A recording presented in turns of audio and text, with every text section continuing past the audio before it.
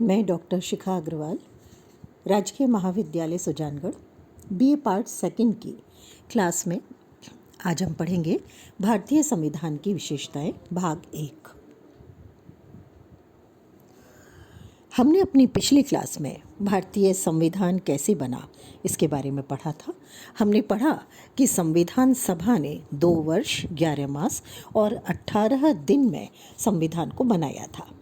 हम लोगों ने ये भी पढ़ा कि भारतीय संविधान अलग अलग देशों की अलग अलग विशेषताओं को लेकर के भारतीय परिवेश में ढाल करके बनाया गया है।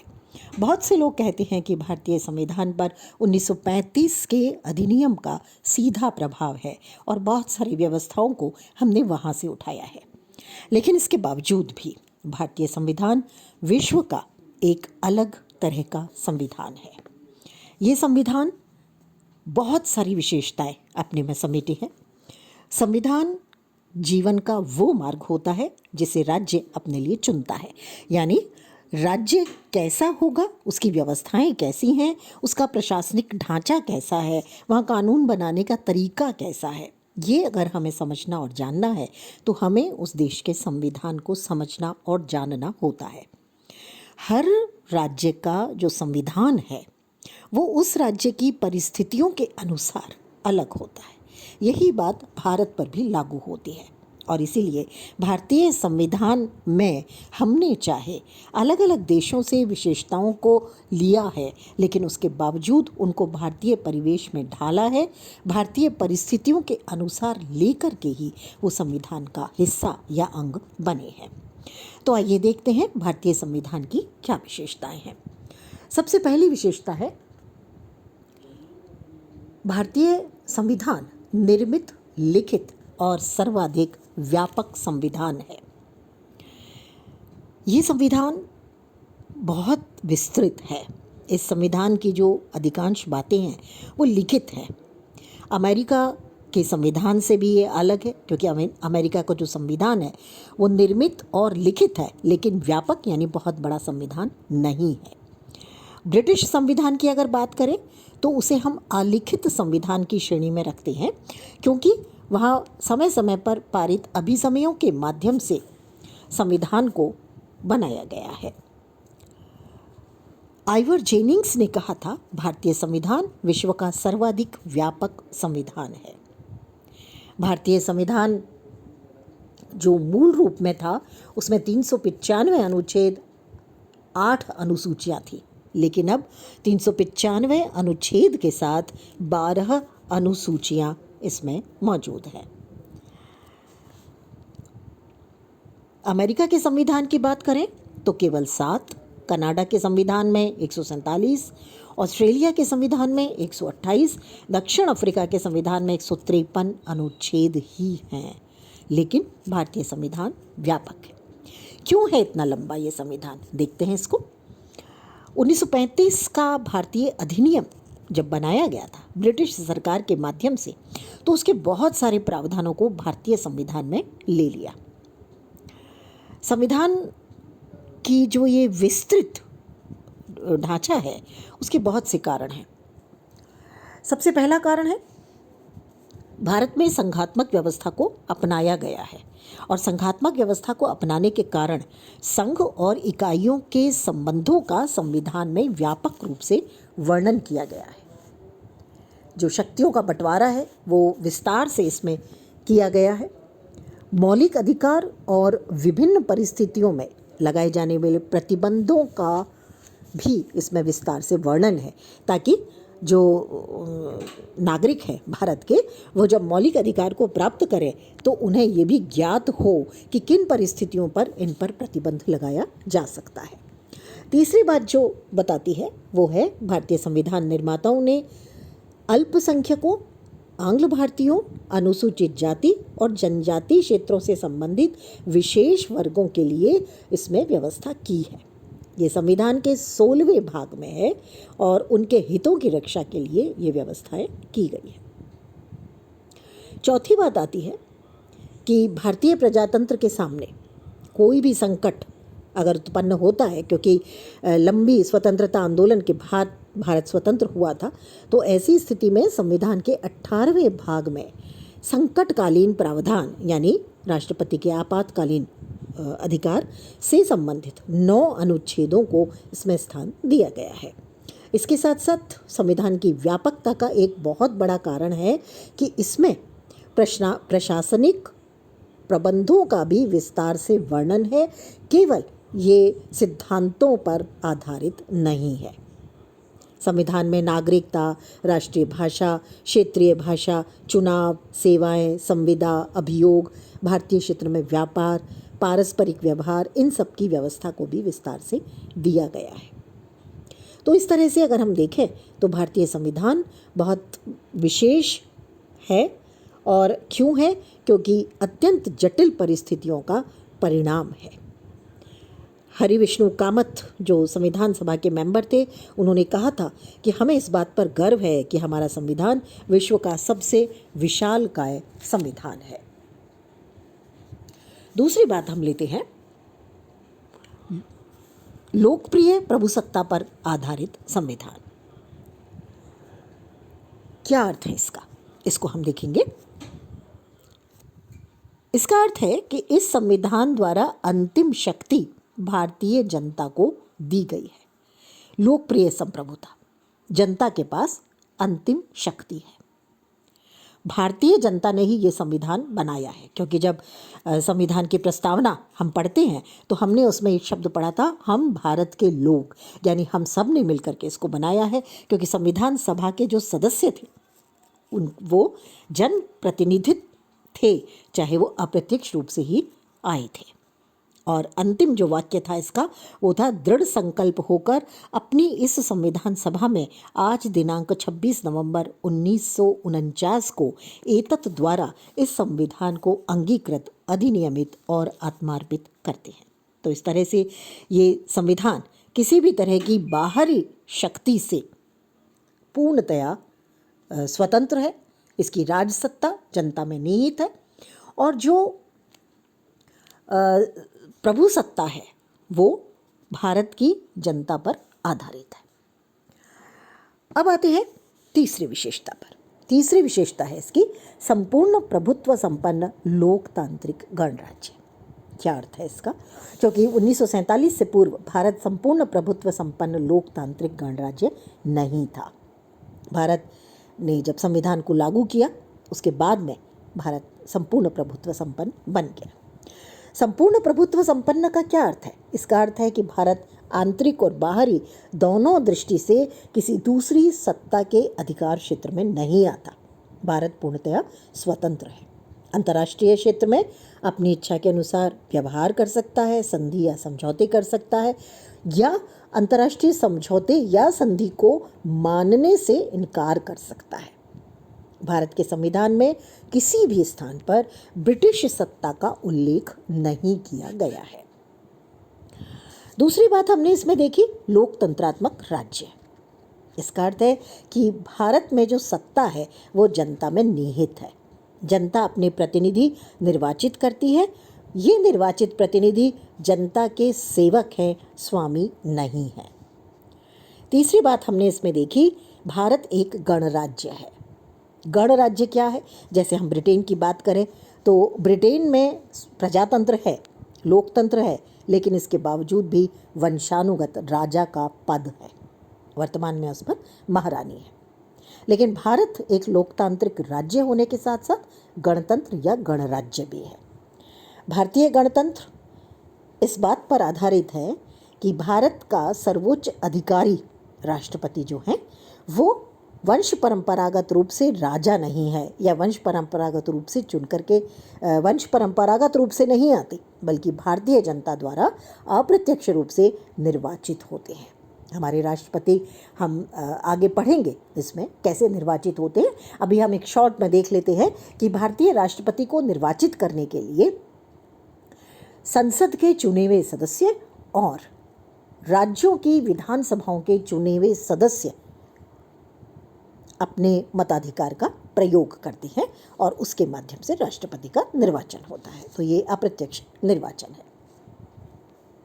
तो इस तरह से भारत एक गणतंत्र है, संपूर्ण प्रभुत्व संपन्न लोकतांत्रिक गणराज्य है। हालांकि बहुत से लोगों ने इसकी आलोचना भी की है। हमने जब संविधान सभा पढ़ी थी तो भी हमने इस बात को पढ़ा था कि राष्ट्रमंडल की सदस्यता भारत ने जब ली तो बहुत सारे सदस्यों ने इसका विरोध किया, लेकिन उस समय पंडित नेहरू ने एक भाषण में कहा कि हमारा संविधान पूर्ण गणतंत्रीय है और सम्राट की इसमें कोई भी स्थिति नहीं है और हम उसके प्रति निष्ठावान भी नहीं है।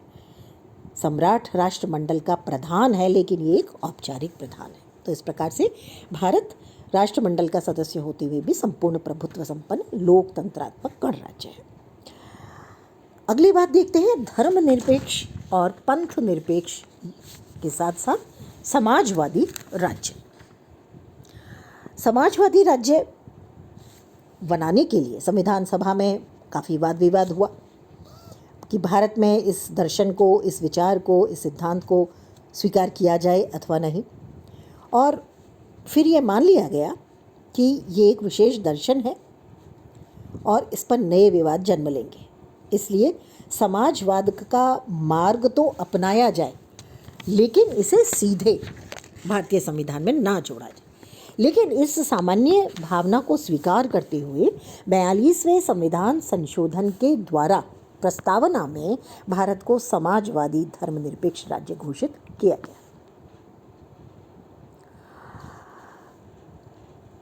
समाजवादी राज्य का क्या अर्थ है? बस जब समाजवादी राज्य घोषित किया गया तो प्रस्तावना में कोई खास परिवर्तन नहीं आया, क्योंकि प्रस्तावना न्याय या वाद योग्य नहीं है। दूसरी बात, समाजवाद शब्द जो है बहुत अस्पष्ट शब्द है। विशेष परिस्थितियों के आधार पर समाजवाद को अपनाया जाएगा और ये भारतीय समाजवाद विश्व के अन्य जितने भी समाजवाद हैं उनसे अलग होगा। धर्मनिरपेक्षता या पंथ निरपेक्षता की बात करें तो इसका अर्थ है भारतीय राज्य व्यवस्था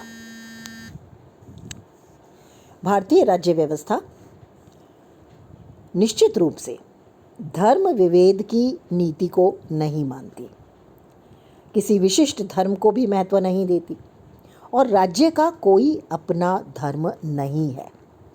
इसलिए उन्होंने परंपराओं के विरुद्ध धर्मनिरपेक्षता को पूर्व से ही अपना रखा था और ये जो विशेषता है ये हमें मौलिक अधिकारों में भी दिखाई देती है। लेकिन 42वें संविधान संशोधन द्वारा इसे प्रस्तावना में जोड़ दिया गया और भारत को एक धर्मनिरपेक्ष राज्य घोषित किया गया। सर्वोच्च न्यायालय की 9 सदस्यीय संविधान पीठ ने 11 मार्च 1993 के निर्णय में कहा कि धर्मनिरपेक्षता भारतीय संविधान की मूल अवधारणा है और संविधान का एक आदर्श और एक लक्ष्य है। धर्मनिरपेक्षता के बारे में कोई स्पष्ट बात हालांकि नहीं है, लेकिन प्रस्तावना में सभी नागरिकों को धर्म, विश्वास और पूजा की स्वतंत्रता दी गई है।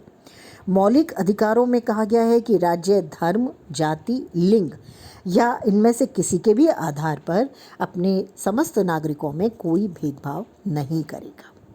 संविधान में ये भी उपबंधित किया गया है कि सार्वजनिक व्यवस्था, सदाचार और स्वास्थ्य के नियमों के अधीन रहते हुए सभी नागरिकों को अंतःकरण की और धर्म के अबाध मानने, आचरण करने, प्रचार करने की पूर्ण स्वतंत्रता होगी।